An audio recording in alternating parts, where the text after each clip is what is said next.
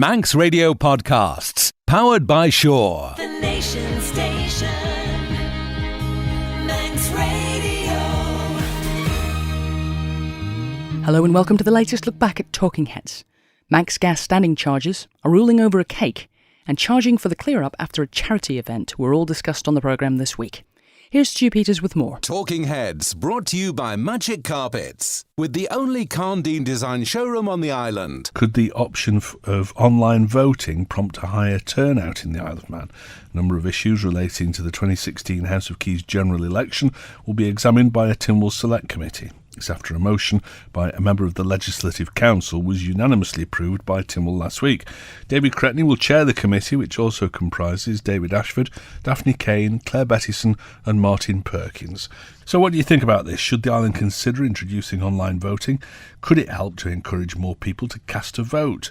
Or would it actually make little difference to the number of people who take part in the process? And I've heard from Helmut, who we've not heard from for a while. I do think people would be more inclined to vote if there was an option to do it online due to the convenience factor. However, the government would need to ensure that such a system is completely secure to protect against all forms of cyber manipulation and corruption. As we all know, these things cost money, and based on past experience, do we really think that the government is prepared to invest heavily in such a system? Cheers and regards as always, Helmut. This one, the problem with an online ballot is that it would need to be demonstrated that ballots could be submitted securely without any risk of any third party identifying how individuals voted. Yes, the reason that we're having a review is because we had problems, but it's important to remember that these issues were highlighted by observers. The safeguards worked, and we would need to make sure that these safeguards were also in place for an online ballot. Good point, thank you. Mike called. I assume that the aim of online voting would be getting more people to vote, but I think that the online element would probably really be aimed at younger people. In general terms, the younger people are the ones not interested in politics. Education in schools would be more forthcoming at the ballot box than the move to online voting. It's pointless people voting when they don't know what they're voting for. Don't mean to be disparaging of the young, but it's just life experience until they start paying bills and gain an understanding of how politics actually affects them, or are educated about political issues. They don't know what they're voting for. I think education in schools would be a better option than online voting. Okay, good point, if that's a way of increasing the number of people who look at these things. The vote is an important right to have. People should exercise this privilege when they get the chance. I think having to get off your derriere and actually go and vote gives you the chance to think about who your vote is worth going to. Online voting, I think, may just turn into a 10-second tick box exercise done at the last second with not much thought going into it, says Alan. Okay, Stu, to find out why people didn't vote, instead of sitting around a table discussing the reasons, take the electoral roll which allowed people who hadn't voted to be identified and ask them why they'd not voted, says Buster. Well, I expect that most people asked would say it's none of your business. Do one. So I don't know that would work. Regarding the problems with the count, says Buster, if the returning officer followed the very simple steps as set out, step by step, it would be impossible for to make the mistakes that occurred. You have to remember that the same regulations are used by returning officers in the local authority elections, so anyone that never carried out a count, just follow the step by step in the regulations would do it. There's absolutely no excuse for these very serious breaches of the regulations to have occurred. The only difference for a returning officer for House of Keys and local authorities is that the returning officer for a local authority is the returning officer for a House of Keys. A bit confusing. Is paid 10 grand, whereas a local authority receives 150 and has 5 to be elected against 2. Right, it confuses me a little bit, that, but is that right? I don't know if it's right or not that a returning officer for a House of Keys election is paid 10 grand, whereas for a local authority it's only 150 quid. That seems strange. Stu, it should be beyond the wit of people to count ballot boxes and votes, says David H. Yes, I think that's only one of the issues though that they're looking at, isn't it? Well, you know, as James Davies said, mistakes made, lessons learned, time to move on. Yes, as long as lessons have been learnt, I suppose. Dear Stu, I think voting online will increase the number of voters. We already filed tax returns online, so it should be no problem in making online voting secure too. It would, for instance, help people like me to be able to vote more easily. I'm located in a remote rural area and I don't drive. However, it would be necessary for Manx Telecom to ensure that we have both access to the internet and with a decent broadband speed. I also think that fewer people will go to a polling station, which will reduce the burden on the returning officer and staff, and thus reduce the likelihood of mistakes being made. Yes, Christine, yeah, because let's face it, if it was all computerised, then you'd need fewer people actually counting pieces of paper, wouldn't you? Just make it compulsory and charge people if they don't vote. Why pay money to set up voting online when they could actually make some money out of it? Sounds like another IT white elephant costing a fortune, says Josh. Okie dokie. Let's go to the lines and see what Ken makes of this. Hello, Ken. Apart from the first point, we've set up yet another committee that's going to perhaps look at things that another committee is going to be looking at anyway. But I wonder if there's going to be any statistics produced by the Cabinet Office who threatened to fine people if they didn't register.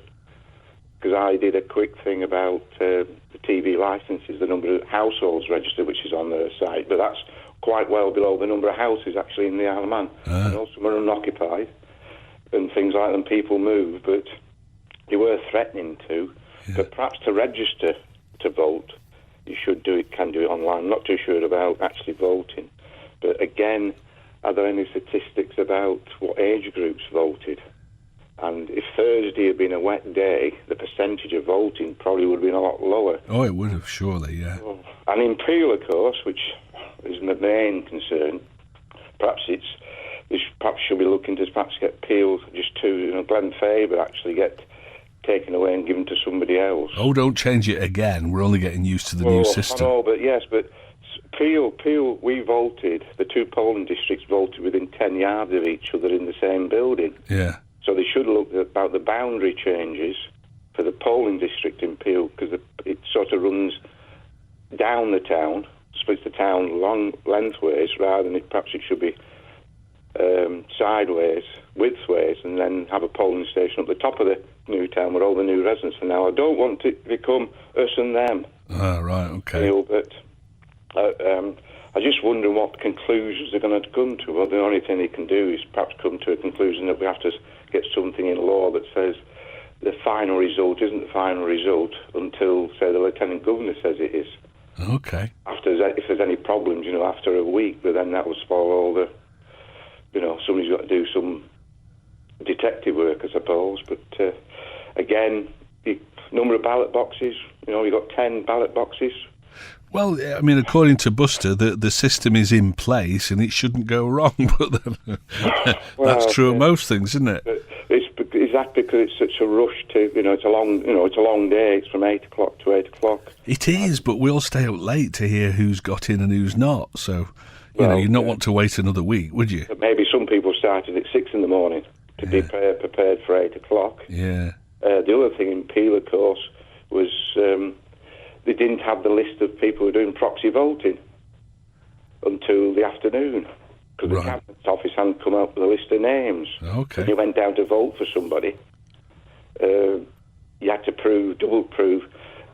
Well, the best idea was to come back in the afternoon when they had the list from the Cabinet Office. Oh, I see. Right, But okay. they did allow you to vote if you could prove doubly who you were and who you were actually voting for. Yes. Because they didn't have a list to tick your name off. That seems strange, doesn't it? Well, yes, it did seem strange to me. Yeah. But, the main thing is whether they're going to investigate, whether enough people were registered to vote, which is always Mr. Cretney's thing about trying to avoid jury service. But having spoken to them a year ago, who have no problem with jury service, people don't send the forms in to avoid jury service. Right. So that's my main thing. But I think we'll be looking perhaps to split Peel the other way around. All right, thank you very much, Ken. Stu, if voting were compulsory, then the option none of the above should be included on the ballot paper, says David H. Why does it matter how many people vote if once in 5 years people can't be bothered to? It's their loss. Mr. Cretney will want to spoon feed and burp them next. It's your democratic right to sit on your bum and not care to vote as well, Mr. Cretney. That's from Cliffy.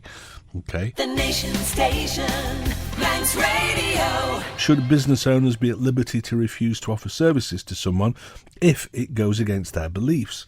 The Christian owners of a bakery in Belfast have lost their appeal against a ruling that their refusal to make a cake with a pro-gay slogan on it was discriminatory. Appeal court judges said that Asher's Bakery were not allowed to only cater for people who agreed with their religious beliefs. 2 years ago, the company said baking the cake would have been sinful. But Daniel and Amy MacArthur feel they've been discriminated against because of their faith. Should businesses have the right to decline to offer services to an individual or group if they want to? Or should all businesses be obliged to serve absolutely everyone, even if it would go against their personal beliefs? First text that came in, I'll not read out, it's homophobic. Ridiculous, really. I mean, do people still think like that? Wedding cake, this is from Rose. I have absolutely no problem with gay marriage. In fact, I rejoice that people in love are now able to marry. But I think you should make it clear to your listeners that the bakery involved didn't refuse to bake a wedding cake for these people. What they felt unable to do was to write, "We support gay marriage," which is entirely different from refusing to make a cake for them, says Rosie. Yes, that's my understanding of it, Rosie. Let's go to the lines because we've got Andrew on the line, who I'm sure has got a point of view on this. Hello, Andrew. Hello there, Stuart. Yeah. And, well, I have a point. I'm going to come out in support of Rose and the comments you've just made. I think it's quite right that any artist, and if we call a cake maker who's asked to create an individual commission, Yes. should be entitled to turn down that commission for whatever reason they choose. Yeah. Yeah, I mean, it's as simple as that to If me. he turned around and said, I make donuts and all my donuts are identical, you can't buy one of my donuts because I don't like the colour of your skin or the creed or Yes. your sexuality, then yes, that is blatant discrimination, because other people could have bought and not been discriminated against. So in this case, I'm fully in fair. The other side of it is, I don't want somebody making a cake for me who holds abhorrent beliefs. Yes. I really don't want them anywhere near me. And I think a growing number of people in society are the same. The old, we shouldn't discriminate against the old, those who have had their views set in concrete and instilled from birth many decades ago are unlikely to change their minds in light of new information. They're pretty much tied into the way they're thinking, and no appeal to reason, compassion, consideration for other people's feelings is ever going to work. But the one thing about these people is they're becoming less influential in society as they move on and they leave our island for employment or spending more time with their flock elsewhere. And we can acquire a better society just through natural attrition of those who, quite frankly, have, suffered at the hands of, shall we say, the powers that be when they were young. All right. Well, I mean, the other thought about this, Andrew, and you've got a fairly good legal mind, I thought that every business did have the right to turn down business that it doesn't want. I thought that, having a shop, a retail establishment, was an invitation to purchase. I didn't realise that you were legally bound to sell to somebody if they came in with money. Well, now we're into the smoke ball. There's 100,000 lawyers in the world now going, no, he meant gumball. No, I think it's smoke ball, though. It's an invitation to treat rather than a contract to purchase. You can offer something for sale and then decline to sell it to somebody until there's consideration and acceptance, and it's a legal thing. There's 5 torts to a contract. So that side of it is a bit out the side. I think the bigger message is, do we want people in our society offering services to the public who, quite frankly, really belong in the 12th century or the 14th century?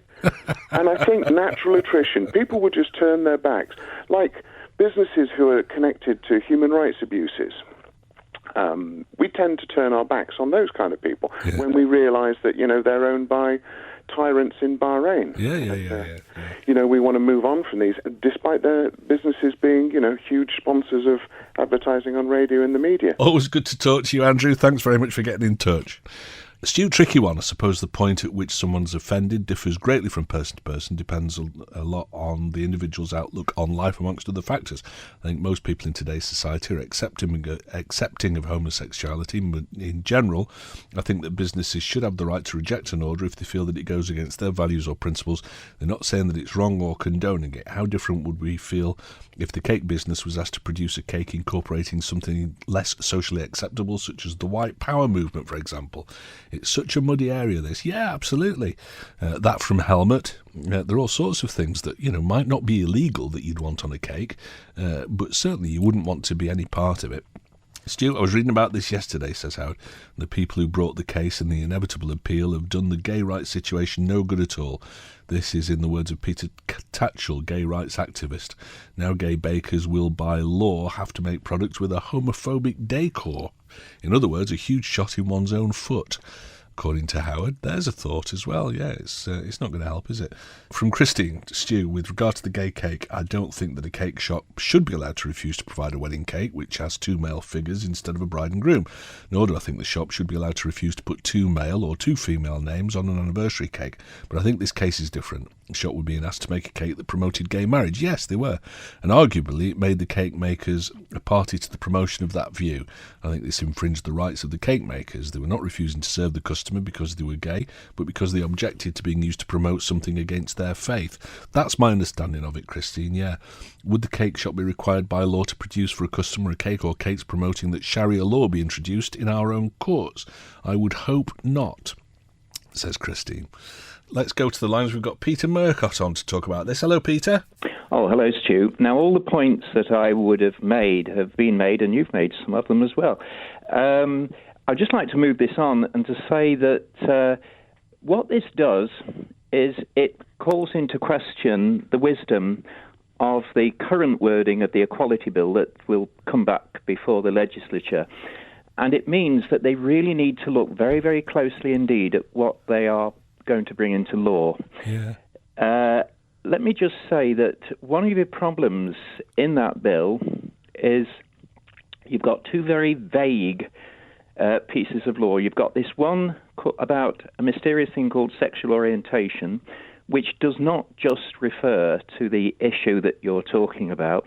Those words are capable of a very wide meaning indeed and could lead to a huge number of cases.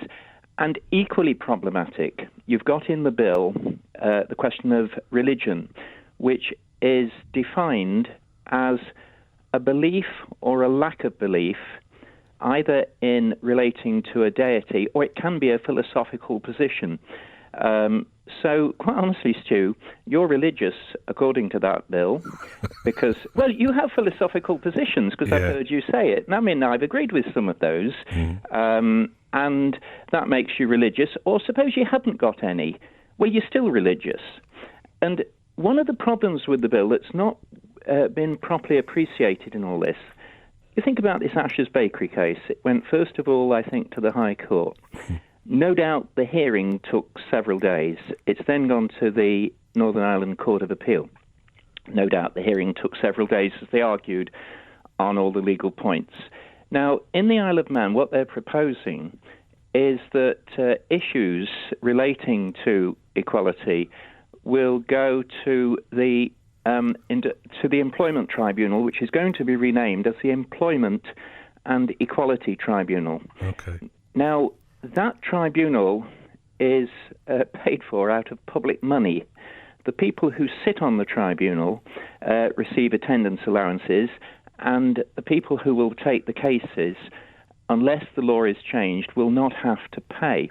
Now, suppose those cases go on for several days, and some employment cases do, I know because I've sat on the tribunal, then those cases will have to be paid for as far as the members of the tribunal go out of the public purse. Now, you can see the direction I'm going.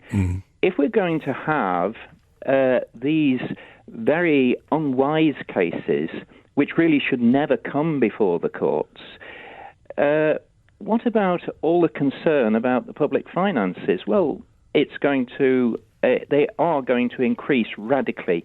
So I think the bottom line is, they need to ask themselves, first of all, are these definitions satisfactory which give rise to an interminable and an unlimited number of claims? And you've identified some of them that could come. Those claims will need a huge amount of time because when you get legal points, the tribunal always has to spend a lot more time than just pure fact. And is this going to have to be paid for out of the public purse? And what's going to be the outcome of all this? So those are really my points. Thank you very much for sharing those with us, Peter. It's always good to talk to you too.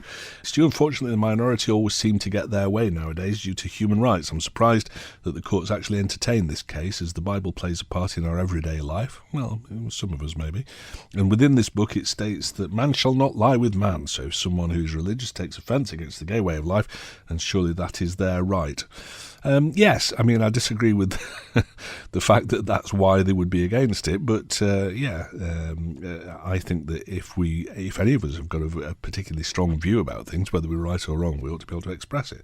Let's not forget this is Northern Ireland, not over here, so Andrew thinks that you shouldn't have religion. That attitude's no different than the cake makers he's slagging off. Hypocrite, all this over a cake, says Dave.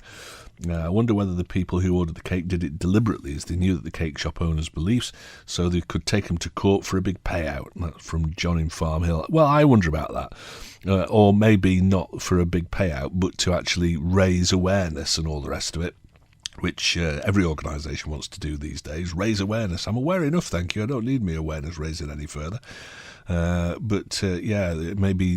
people knew that it would become a big test case because they knew the religious position of the cake makers, the bakers, and that they knew that they'd get lots of mileage out of this at the taxpayer's expense. I don't know if that's true or not. I would think the issue is the company was being asked to get involved in a political message, and the company should be allowed to make a decision not to do this. I agree. Stu, bake the cake, then give them the decoration kit to put whatever message they want on top. Both of you will depart friends, says Ken. Ken, that's just genius. I love the idea of that. Absolutely, yeah. You ought to launch your own conciliation service, I think. The Nation Station, Manx Radio. Who should carry the burden of the cost of the clear-up after charity events? A dispute's broken out over the cost of street cleaning after the Colour Me Rainbow event organised by Hospice Isle of Man. The event took place as part of this year's Douglas Carnival during the summer. The charity has now been sent a bill for £830 for street cleaning following the event, a sum that Douglas Council says amounts to just half the cost of the clear-up. So, what do you think about this? Who should cover the cost of the clean-up after events like this? Should charitable events be exempt from charges of any kind, or would it be unfair to expect taxpayers, ratepayers, to pick up the bills? First comment in, what a farce, the colour brighten the prom. I wonder who's paying to clear all the horse poo. That's a health hazard. Well, as we heard in that piece earlier on from Alex Bell, that is paid for now. It used to be part of the deal, but it's now paid for separately by the Department of Infrastructure or whoever it is that's running the horse trams these days. As a ratepayer, I would rather pay for the clean-up after charity events than subsidise Pulrose Golf Course, says Cliffy. No, okay, not a golfer then. No, I'm not either. But I've got a few friends who are, and I think they enjoy the facilities. I believe that a local charity that had a stall behind the grandstand during the races this year was charged a very large sum by the government, says Pete. Okay. What surprises me is that anyone could be so naive as to expect someone else to clear up after them. I saw the prom after the event and it was very, very messy, as there were some cars that had not been moved out of the way. All right, it raised a lot of money, but cleaning costs should have been anticipated and budgeted for. That from Jenny. Tommy called, I don't think any ratepayer would object to that £800 being paid by the council. I'm not sure, Tommy. I think that the vast majority of us are in favour of hospice as being a great charity, a great cause, and everything that they do is wonderful. But, the message that you're sending out then is that anybody can do whatever they want in Douglas without there being any consequences to it. And I think that would be the wrong message. Even though it's for a charity, I think that everybody's got to take responsibility for their actions. It's only fair that it should pay half the clean-up bill. People who donated money to hospice are taxpayers, so we're paying either way. Stu, I think the hospice charity is fantastic and always support it. However, this colour event is ridiculous and needs stopping. Okay, the mess on clothing, cars and the promenade was awful and lasted for quite a while. I think paying 50% is fair, but please look for something different and stop this daft painting of the prom. That from Colin. I didn't see it, but I've seen pictures, I've seen stills of it, and it does seem to be a little bit nice and colourful, certainly, but it does seem to create an awful lot of mess. This is from Roger C. He says, stop using coloured paint powder at the carnival. Simple. Okay, definitely hospice should pay for all the mess they generate. They're a worthy and deserving charity, but they do a tremendous amount of fundraising to the detriment of the island's smaller charities. The ratepayers of Douglas should not have to pay the bill, says Joe. Okay. Stu, surely the organisers should clear up after them, charity or not, says Kev. Yeah, I think that's a general point of view on this. Or maybe do something that's a bit less messy. I do wonder about, what the thing is about things like the Notting Hill Carnival, which appears, I've only ever seen it on the TV, but that seems to be quite a messy event. Whether or not the people who take part in it have got to pay for the clean-up afterwards, or if it's just seen to be of a benefit to the community and therefore the council does it. And if it wasn't for all this sort of this paint powder, would there have been a charge to hospice at all? Or was it just that incurred a charge, really, because of the mess that it made? Let's go to the lines. We've got Kate on. Hello, Kate. Right. Let's cast our minds back to, was it 2003, the Mighty Oak Appeal? Probably. Over the space of a couple of years? Yes. Right. The hospice used to be at St Bridget's in Kensington Road. Yeah. I was a volunteer there.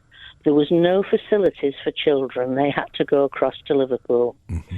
Now, it's bad enough having a child with a terminal illness without them having to go off the island for treatment. So it was decided that a new, bigger hospice was necessary with facilities for children. The government were too tight to give anything, nothing at all. So the public set up the Mighty Oak Appeal, and an awful lot of people raised money, myself included. Yes. I used to come up to Manx Radio on the first Tuesday of every month and get weighed live on air by Chris and Sarah Palmer, and I knew he'd rip shreds out of me if I hadn't lost weight. And I raised £3,000. I think I helped indirectly by racing a Reliant Robin. Yes, I think that was a Mighty Oak thing. A lot of people raised money. Yeah. Right? Now, that had to be done because Douglas Borough Council Corporation, the government, whoever, would not give money. Now, you can tell I'm angry. They can spend money on MHKs to go to New Zealand, on fact-finding visits for Nobles Hospital. They can spend money on the wedding cake building. They can spend money on this, that and the other, but they can't spend a little bit of money for the Borough Council to clean up powder paint. Now, that, to me, is despicable, Stu. OK. All right. No, it's a valid point of view, Kate. If you feel strongly about it, that's what we want to hear on the programme. I feel very strongly about it. Yeah. I think it's awful. OK. All right, well, let's see whether or not anybody disagrees with you or not. So that's Kate's point of view. She thinks it's absolutely awful. What do you think about it? We've had quite a few views from people that say if you make a mess, it's got to be cleared up. Stu, a thought for Mary Doyle. If you plan on doing a paint-themed stunt in future, do it on the beach. The tide will clear it away for you. Also, the listener who said the horse manure was a health hazard, where did he get his facts from? I remember as a young lad, people collecting it for their rhubarb. I thought it was good for roses, not rhubarb. Must say my preference was always for the custard instead. P.S. Tell Tommy that as a ratepayer I object to paying for a clean-up. We've only just managed to unload the horse trams. That from Mal. So there you go, two different points of view on this one.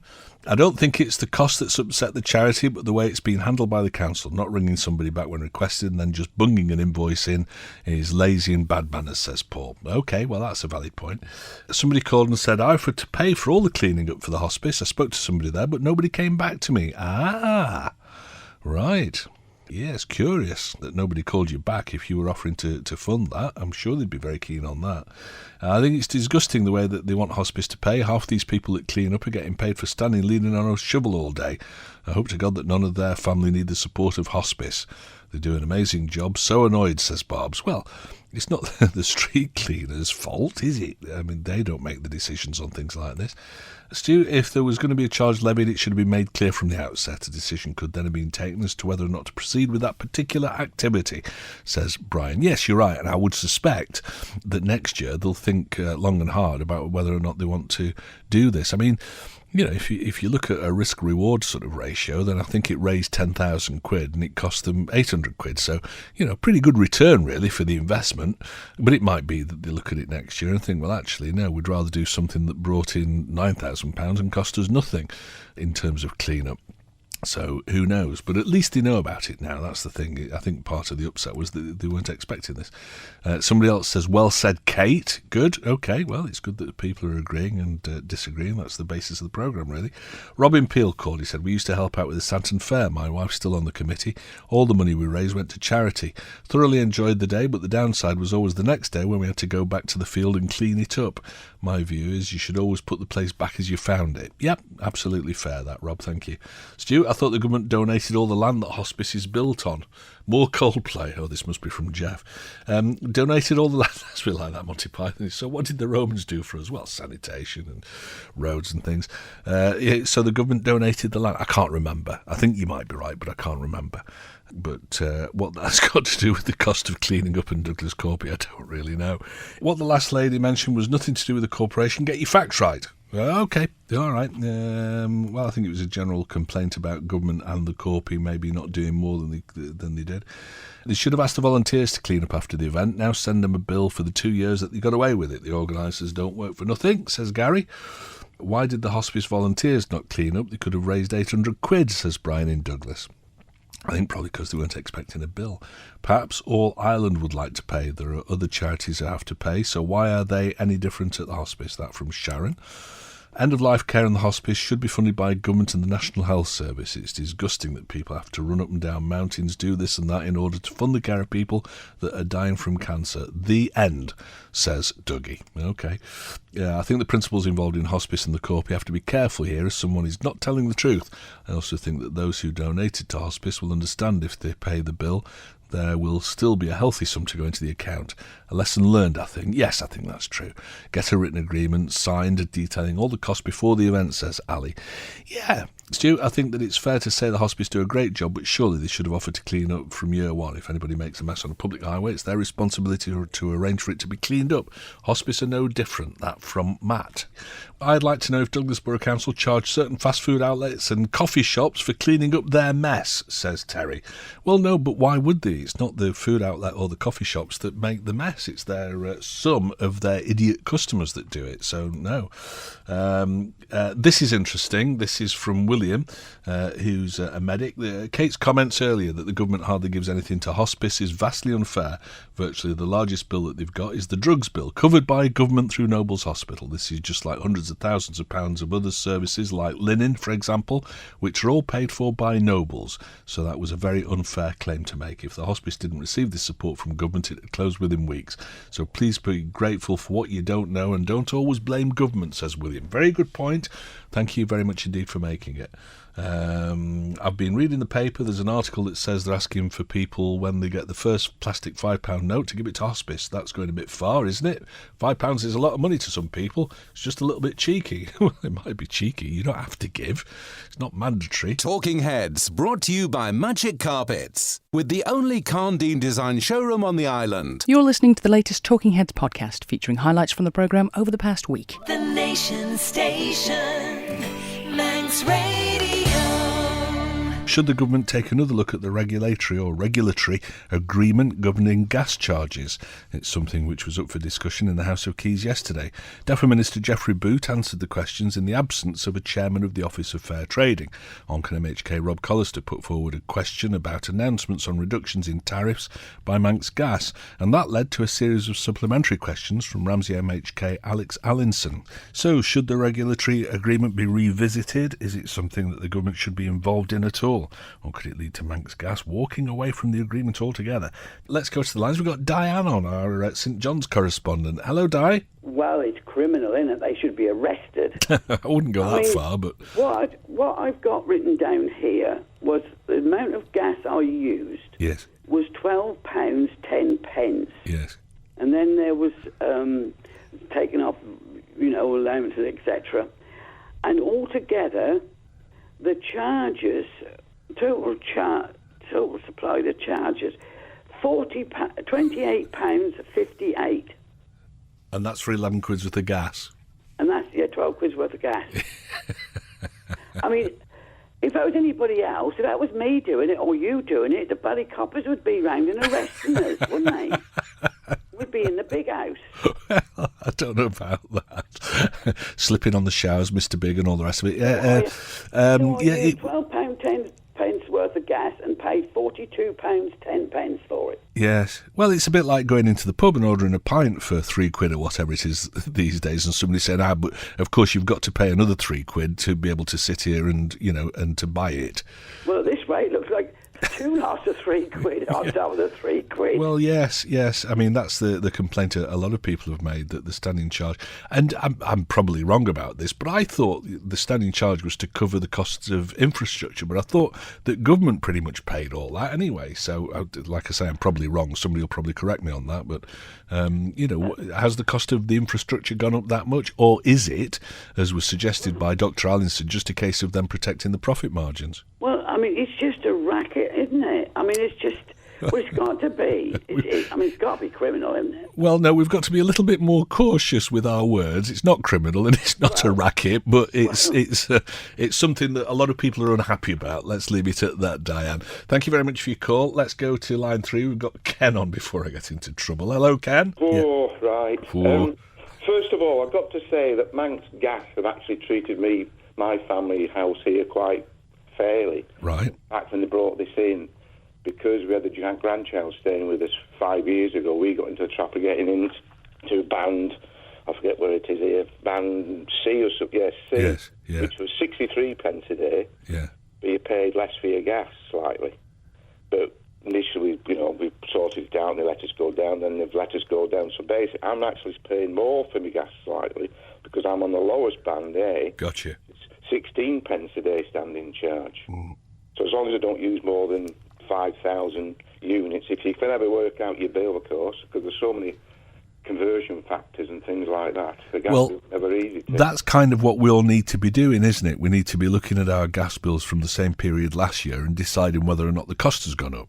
Yeah, and basically what Manx Gas said, well, we won't be chasing people if they're underpaying, but we won't be giving any refunds. Right. If you've obviously overpaid, we'll put you on the right tariff. But as they told me, but you realise you're paying more for your gas. Yes. I said, yes, but I'm paying far less on the whole bill. But the thing that they need to tackle, Manx Gas, they won't listen to me. One of their accounts people did say they had word with the directors. They don't give the discount on the total bill. Right. They only give the discount of 3.25% on the amount of gas used. Unlike the MUA, who give you the discount if you pay on by direct debit or things like that. Yes. On the whole bill. Oh, do they? Right. Okay. They only give it. But MUA is only charged, but they put the standing charge up slightly as well. Okay. So, but 16 pence, but they give it on the whole bill. Whereas Manx Gas only give you the discount. So you're more happy then that it's a bit more swings and roundabouts, maybe. So you lose out in some ways, but you gain in others. The customer gets on the right tariff. Yes. There's lots of people who haven't bothered. Just you get a bill, you pay it, don't you? Yeah, absolutely. You haven't got time like me to look into these things and then keep at them. Yep, fair dues. All right, Ken, thank you very much. So there's a bit of advice. Check that you're on the right tariff. Let's go to line 4. We've got Maureen on. Hello, Maureen. I believe that since they've been doing all the local commissioners' houses up, or the local government houses up, that they've been taking chimneys out that used to be there. Oh, yes. They've been converting everybody to Manx Gas. Yes. And they're not allowed any choice in it. And also the sheltered housing complexes as well. And so all of the people who are possibly on the lower wages are being made to go with Manx Gas. Yes. Now, I believe that is what happens. Okay. I've been told this by various plumbers or central heating engineers. Yeah. And when they've inquired about getting the other oil in or something like that, because that's the cheaper, they've been told, no, they can't do it. They've got to go with the gas. Okay. Well, I mean, I rent my house. I rent my house a hostage situation there. Sorry, I was going to say I rent my house privately, so I don't own it, and I know that I couldn't. I mean, I maybe could talk to my landlord about it, but I'm pretty sure that he'd be a bit miffed if I said, "Can I rip the gas out and put oil in instead?" Yeah. So I suppose that's I can't speak today. Prerogative of the person who owns the place. That's right. But yes, it does seem a bit of a some kind of deal going on because. Obviously, if they can afford to have this deal with Manx Gas, they can put them in at a reasonable price for them, perhaps even cheaper than the oil, but then they're fleecing them at the other end. Yeah. Expensive things, though. I've got a friend who's just had to have a new gas boiler put into a flat, and I think it was $3,500. I didn't realise they were that dear. I thought it was about $1,000 for a boiler. Oh, yeah, but they'll put them in for free as long as you go onto the gas. I see. All right, maybe. Okay, thank you, Maureen. We've got Doug on. Hello, Doug. Good afternoon. Good afternoon. Well, first, congratulations to Dr. Allen for bringing this issue up. Good. But there's a much, much greater anomaly being put on people by the government itself regarding water charges. Okay. Now, I think about 65% of our rates are water charges for two people. Down the road, there's somebody paying quarter the amount of water rates with 6 people in the house. Yes. Now, this has been going on for years. I know of a person a few miles away, and they're paying about £900 a year for one person to live in a house. Mm. Now, this needs to be addressed. I agree. I have spoken or had emails with Alf Cannon about it, and he said he is trying to freeze water charges this year, which obviously, if he can afford to do so, is acceptable. What I have offered is to install my own or pay for a water meter to be charged so that I am charged for what I use. That would be fair, wouldn't it? And as I put to Alf, would you be happy to pay for heating oil that you don't use? Would you be happy to pay for telephone calls that you don't use? And similarly, would you be happy to pay for electricity that you don't use? Yes.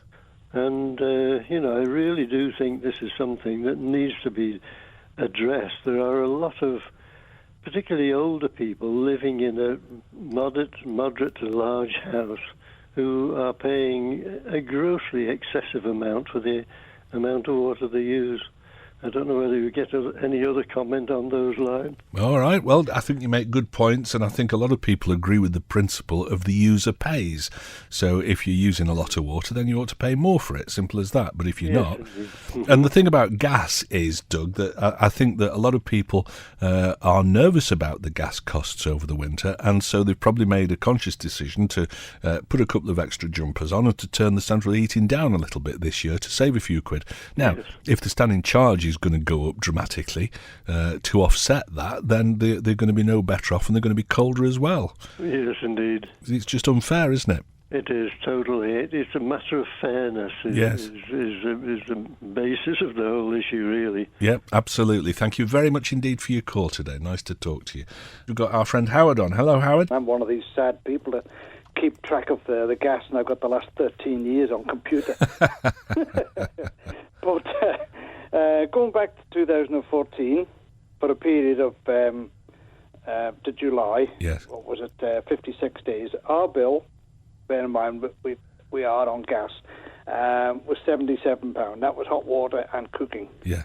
The following year, for the same period, but for a considerably more consumption, it was 117. And that was before they put the prices up on the standard charges. Yeah. This year, although the price of actual gas has come down almost 2 pence a therm, our standard charges now stand at just under 73 pence. So our bills has more or less doubled in the summer months. Wow. Yeah. It's a guarantee because days are exactly the same whether you charge 15 pence or 70 pence. They're exactly the same length. The same sort of work can be done, but the prices increased, 3- and 4-fold. Yes. Or more, five times. Well, 500%. I think Alex Allinson said that, didn't he, in that interview with John Moss, that he would be quite happy to put together, a list of actual things, because he's been met with this on the doorstep. So, it's actually, it's all very well talking about unit costs and standing charges and cost per therm and all the rest of it, but, people need to be able to compare the last 2 or 3 years' bills and see a trend, really. Well, this is what I've got here. Yeah, and I don't suspect that many people will have seen the gas price go down any, certainly. Well, it has, but while it's gone down in the same period, the standard charges have escalated. No, I mean the gas bills. One's cancelling the other out. Yes. Yeah. And the standard charges are not going to come down if the prices of gas is going to go up. Sure. So they're going to get a double whammy. Yes. But I'll stand corrected on this, but when the natural gas come into the island, it was primarily for the power station. And it was a normal run-of-the thing to put a distribution system in on the island, which the government paid for. Yes. But Manx Gas, over a period of time, I don't know how many years, have to pay for it back. Oh, okay. Pay back. It was like a long-term government loan. Gotcha. So what's going to happen in the period after the loan is paid? Are they still going to run these huge charges? Because all the pipelines will be in. There'll be modern pipelines. The lines that are coming into the houses here are exactly as was. Yeah. So there's not going to be any change, but their price is going to remain high. Yeah. So at the end of the day, as they say, it is a guaranteed profit for a company. Well, it is, and you can see why a company would want to have that. It gives them certainty in a difficult market. But it's whether or not it's any good for the consumer is the question. And I would suspect that it's probably not. No. Because you could end up in a ridiculous situation whereby they could go a year without selling a balloon full of gas and still make 10% profit. Yes. But also look at the time this was instigated, just prior to a sellout. Right. And it certainly made the company that was here a much more attractive buy. The company that owned it is a huge conglomerate in Jersey, Guernsey and the UK, and they were sold out to another big company. And just to put the icing on the cake, they swapped the tariffs around and made this a much more attractive purchase. Well, like our very first contributor said, if Mr. Skell at the Office of Fair Trading offered a deal to off-island companies to come over and get a guaranteed return of 10% on any investment, they'd be lining up on the ferry, wouldn't they? They would. Yeah. Well, the chap that was in charge of it, after the smelly brown stuff hit the fan, he disappeared rapidly, and he was never off the radio before that. Yes. But he was conspicuous by his silence after that, and where now, even though he's no longer in the job, we are now picking up the tabs for his mistakes. All right, good points. Thank you very much for getting in touch, Howard. The Nation Station, Manx Radio. Should dog owners be banned from taking the pets into the countryside? There's been another spike in dog attacks on sheep in the island. But what can be done to stop the loss of livestock? So what do you think about this? Should dogs be banned completely from the open countryside? Should dog owners be restricted to taking the dogs out in areas specifically designated for dogs? Or would that be too restrictive? Keep them on a lead at all times, maybe?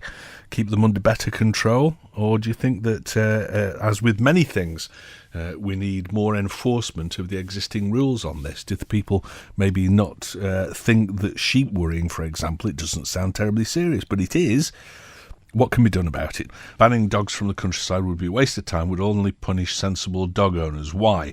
Because the idiots who let the dogs run wild don't obey the rules. Oh, this is quite a long one. Sirs, very formal. I overheard that one of your topics for discussion is that of allowing dogs on the island to be restricted to exercising in designated areas only and banned from all other open areas. There's a responsible law-abiding come-over from the Isle of Arran in Scotland, where we also have numerous farms and livestock. I find this suggestion absolutely outrageous. Dogs on the Isle of Man are already restricted. Indeed, if you refer to some of the Facebook forums, you'll find messages from dog owners asking others for ideas as to where to take their dogs. The designated dog parks are, 1, few and far between, 2, more often than not overgrown with poor drainage and no lighting in the dark evenings, 3, also accommodate the same dog owners who pay no heed to the law and don't pick up after their dogs. Restrictions of access don't alleviate the origin of the problem. Irresponsible dog owners who ruin it for the rest of us. We have a beautiful island which should be open to all, with the understanding that we respect the land, its inhabitants, which includes livestock, and each other. It really is pretty simple. Punish the irresponsible dog owners and leave the rest of us to allow our well-behaved dogs the pleasure of sharing a walk in a controlled manner throughout the island. We've got Sabine on the line. Hello, Sabine. I have 4 dogs. Yeah, and I watch people sometimes, what they're doing with their dogs. And I had one experience, as we still lived in the south. There was a dog who attacked in Langness the sheep. Really? And my dog actually goes between the dog and the sheep. Yes. So I make picture of it, and I phoned the farmer that because his sheep gets attacked from this dog. So he was very thankful that I called him and told him and showed him the picture that my dog goes between the sheep and the dog. Yes. And, but what I don't understand is now everybody gets blamed because the dogs are running free. My dogs are running free, but never goes after sheep or whatever. I will not say never, because I'm not going to the fields. You see, if I go over a field or I have to go over a field, I put them on the lead. Yes. But I don't want to get blamed because my dogs in some spaces, like in the north, in the forest, you can leave them run around, or like, on the beach here, because it's not really a beach, you can leave them run around. And I think it's not a problem so long you watch after them. There are so many areas of life these days where responsible people are finding that things are getting incredibly difficult, and it's because of a few people who are no good at things. So there are certain people who are no good at looking after dogs, and they shouldn't be allowed to have dogs, clearly, and the majority of people who have dogs are responsible. But it's down to other things as well. I see that there's talk again about an all-island speed limit.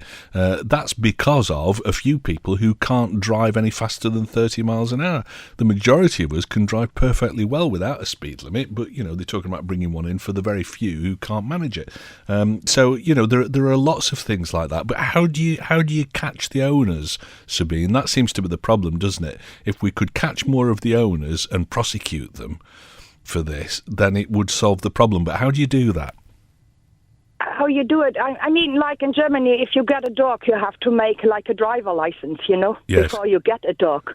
And I think that's a very good thing, because whatever kind of breed, if you have a hunting dog or whatever, you have to make a big test. It's like a driver license, and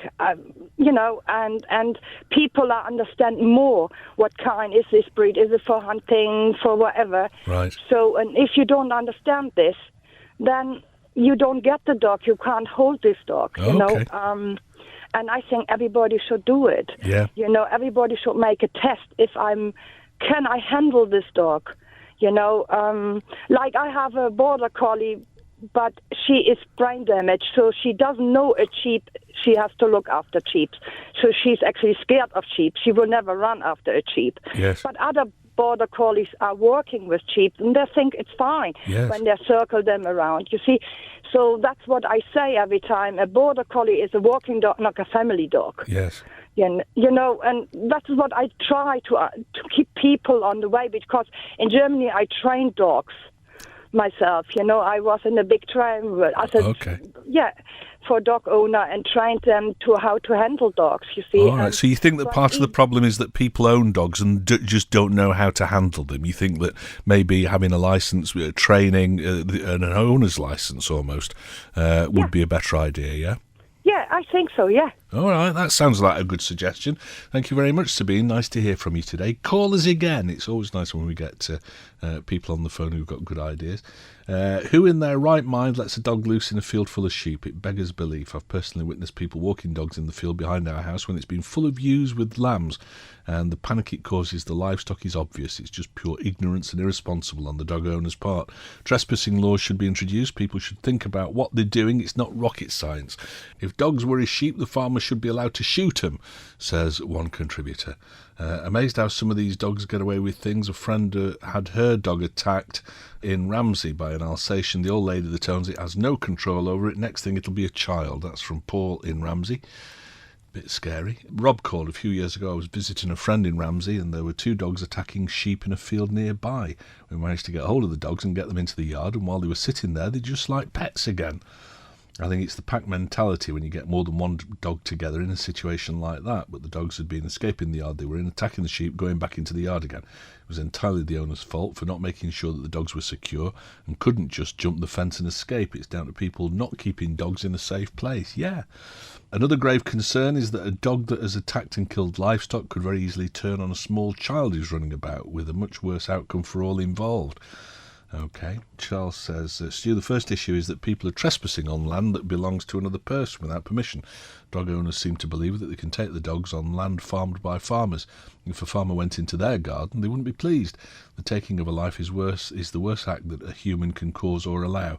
In this case, there must be other people who will have noticed a person with blood on them or on their clothes. If every person was to think, if they say the neighbour had not seen them for days, refer this to the police. Sentences should be increased to a minimum 2-week prison sentence as well.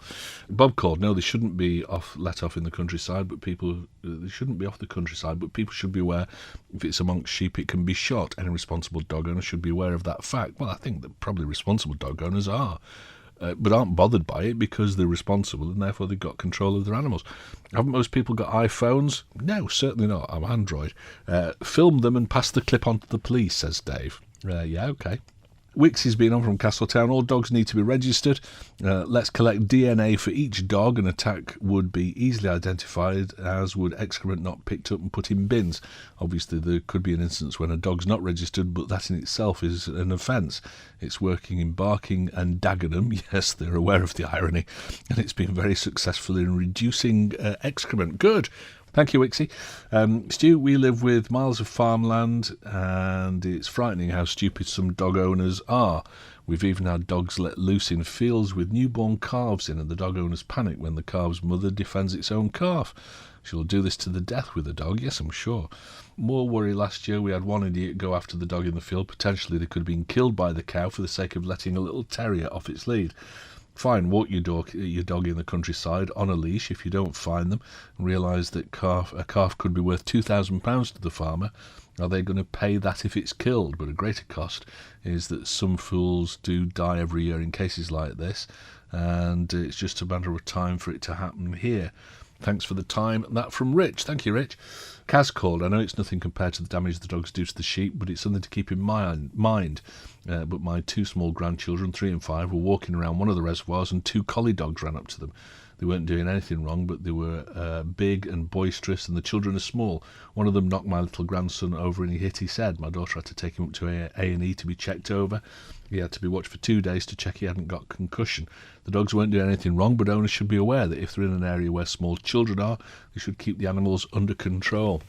Yes, I agree with that. I think they should be kept under control all the time. And it's not good enough to say, oh, it's all right, you're not doing any harm. the dog's there leaping all over you. You know, it's just, no. Unacceptable, I think, personally. What about you? Living in the countryside with a couple of dogs, I was always mindful of this, making sure that my dogs didn't stray over fields without supervision. That from Jen. Can't believe how much dog mess there is on the footpaths going up Peel Hill. If you can't pick it up, don't have a dog, says JP. And Stu, our dog used to chase people on bikes. We had to take it off him in the end. But Tish. More seriously, finding errant dog owners probably won't work, as the irresponsible ones won't have any money to pay a fine. Talking Heads, brought to you by Magic Carpets, with the only Carndine design showroom on the island. That's it for the latest look back at Talking Heads. Our thanks to everyone who took part in the programme. If you'd like to get involved in the discussion, you can call, text or email between midday and 2 p.m. on weekdays, or get your thoughts to us via Facebook or Twitter. You can listen back to each day's programme in full using the on-demand section of manxradio.com. And if there's anything you think we should be discussing on the programme, let us know by emailing talk@manxradio.com. But that's it for now, so until next time, goodbye. Don't sit in the slow lane. Join the fast lane right now with Shaw's all-new Superfast Plus broadband. Enjoy more bandwidth, amazing speeds and the best value on the island from just £23.95 per month. So don't be left behind. Get a piece of the high-speed action with Superfast Plus broadband from Shaw. For details, visit our stores in Douglas, Ramsey and Port Erin or click shaw.com. Love being Shaw. Terms and conditions apply.